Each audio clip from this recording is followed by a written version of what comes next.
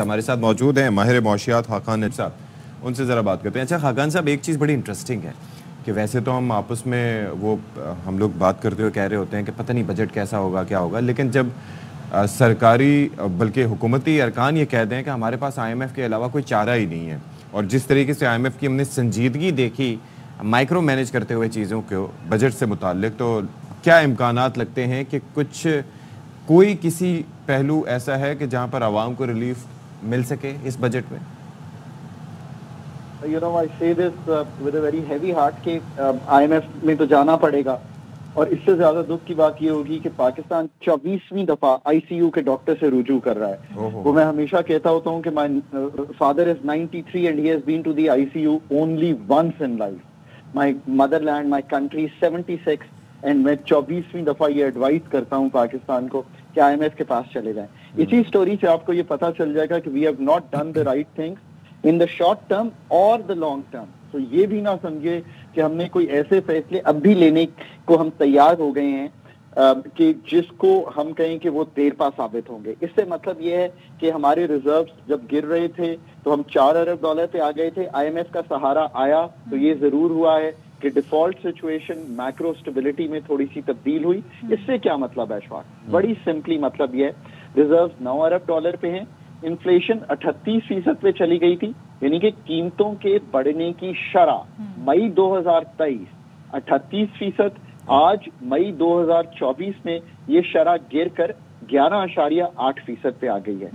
پر یہ کرنے کے لیے ہم نے اکانومی کو سلو کیا، 22% پالیسی ریٹ رکھا، یعنی کہ آپ کو بھی میں کہوں کہ 24-25% پہ بورو کر کے اپنے گھر کے قریب ایک دکان کھول لیں تو آپ کہیں گے اگر میں نے اتنا بڑا شرعی سود دینی ہے تو میں کام نہیں کرتا۔ یہ سادہ اگزامپل ہے۔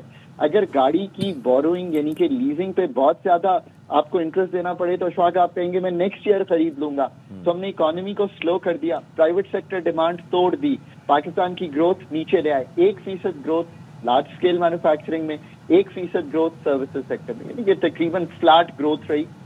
ایگریکلچر کا سہارا آیا، cotton crop, wheat crop, rice crop, یہ تینوں اللہ میاں کا کرم ہے کہ بہت اچھی ہوئی پاکستان میں، تو وہاں سے 6% کی گروتھ آئی، تو ہم بمشکل 2.25-2.5% کی گروتھ کے درمیان پہنچیں گے اس سال میں۔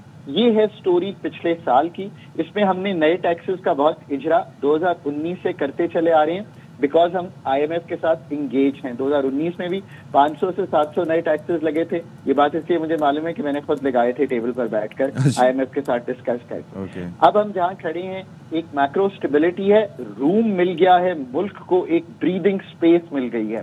آئی ایم ایف کی انگیجمنٹ صدف ایگزیکٹلی یہ چیز دیتی ہے آپ کو۔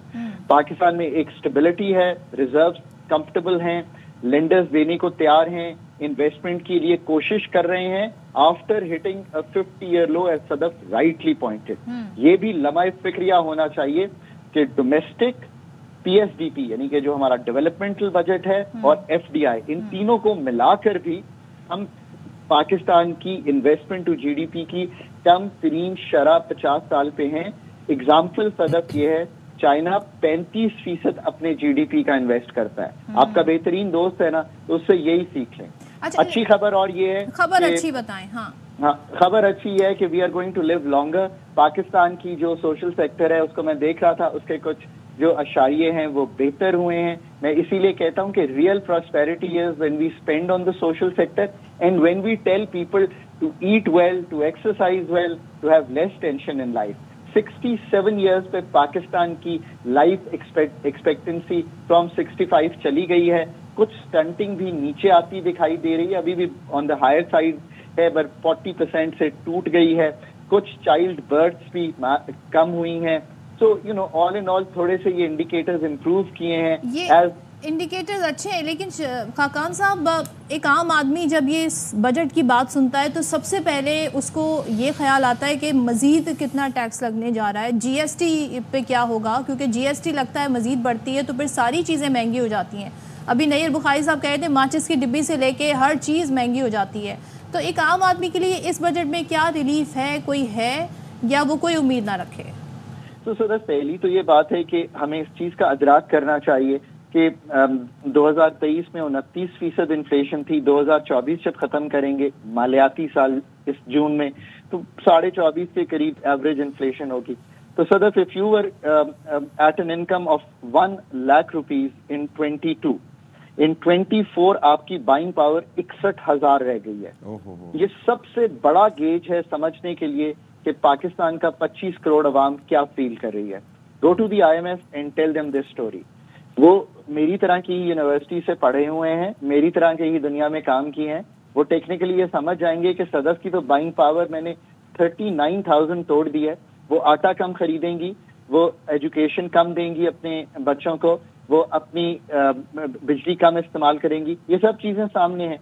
सो अब करना क्या है? देखिए, करना ये है कि हमने टैक्सेस तो कलेक्ट करने हैं। उसकी बड़ी वजह ये है कि आज 9% हम कलेक्ट करते हैं अपने GDP का थ्रू SPR।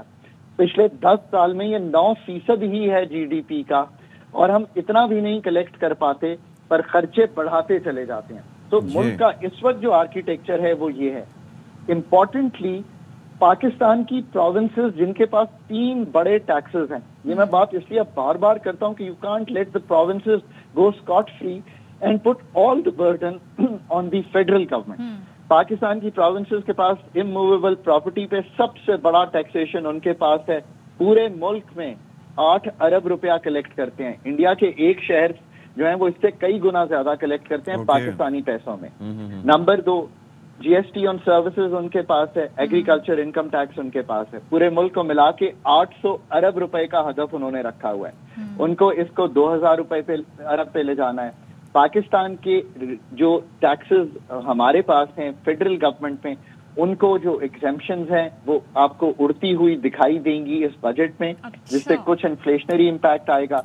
कुछ आपको पाकिस्तान की रिटेल और होलसेल पे 2-2.5% का एक टैक्स दिखाई देगा, जिससे राइटली हम इन 30 लाख रिटेलर्स से गुजारिश करते हैं कि पाकिस्तान की स्ट्रीट लाइट इस्तेमाल करते हुए उसका टैक्स दीजिए। अच्छा, ये बड़ा इट इज़ वेरी स्वीट कि गुजारिश पे अगर उन्हें काम करना होता तो इतना वो शब्बर ज़ैदी साहब भी तस्करा ना करते, लेकिन ये होता दिखाई नहीं दे रहा। एक चीज़ मुझे ये ज़रा समझाइएगा इन द लास्ट कि ये जो स्टील मिल के हवाले से हम पीपल्स पार्टी की जानिब से स्टेटमेंट सुनते हैं, हम स्टेटमेंट सुनते हैं PMLN की जानिब से कि जी अब तो ये स्क्रैप में ही बिकेगी, ये होगा। आपकी नज़र में क्या वायबल है इसको चलाना या बेचना ही मुनासिब है? क्या होना क्या चाहिए? यार ऑनेस्टली मतलब थोड़ा सा सोचे ना कि 1000 अरब रुपए का आपकी स्टेट ओन एंटरप्राइजेस, जिसमें एनर्जी का 600 अरब का और बाकियों का मिलाएं तो नुकसान करेंगी। मतलब 3 अरब डॉलर का नुकसान कर रही है ये। अब कोई फैसला तो करें। स्टील मिल क्या सन 2006-7 की बात है जब बिक रही थी। आप सोचें, चलती हुई मिल बिक जाती, कोई इसको ले लेता, आज 1.5 मिलियन की मिल जो है वो 3 मिलियन पे चली जाती। मैंने इस पे इतना सरकार में काम किया है। सरकार में पहली किताब SOEs की, ये मैं इसलिए कहता हूँ कि लोग कहते हैं कि वो जी सरकार में काम नहीं करने का मौका मिलता। हमने एक किताब 2012 में छापी, हमारी वेबसाइट पे पढ़ी है, तभी हमने ये फिगर्स पब्लिक करने शुरू किए। मैं तवातर से वो किताब सरकार में छापता रहा, ना मुझे किसी ने कहा कि सरकार छोड़ के जाए, और कहता रहा कि नुकसान कर रही है सरकार। स्टील मिल की ये कहानी है 2006 से लेके आज 2024। मेरा तो सर झुक जाता है जब मैं इसकी गुफ्तगू करता हूँ। मेरे मतलब मैं आप दीदा हो जाता हूँ, और फिर आप हैरान हो जाओगे। हम उनके एम्प्लॉइज को भी तनख्वाह देते हैं, हम उसके गैस की भी पेमेंट करते हैं, और वो मिल बंद पड़ी है। मिल जो अभी तक आदादो शुमार आए हैं उसमें प्राइवेटाइजेशन कमीशन ने तो उसको वापस कर दिया है मिनिस्ट्री ऑफ इंडस्ट्रीज को, इसका कोई गाहक नहीं मिलता, ये बिक नहीं सकती। और दूसरी स्टोरी जो लोग देते हैं ना कि इतनी जमीन है, मैं हमेशा समझाता हूँ ये जमीन सिंध गवर्नमेंट ने एक मिल लगाने के लिए सरकार को दी हुई है, वो जमीन बेचने की नहीं है।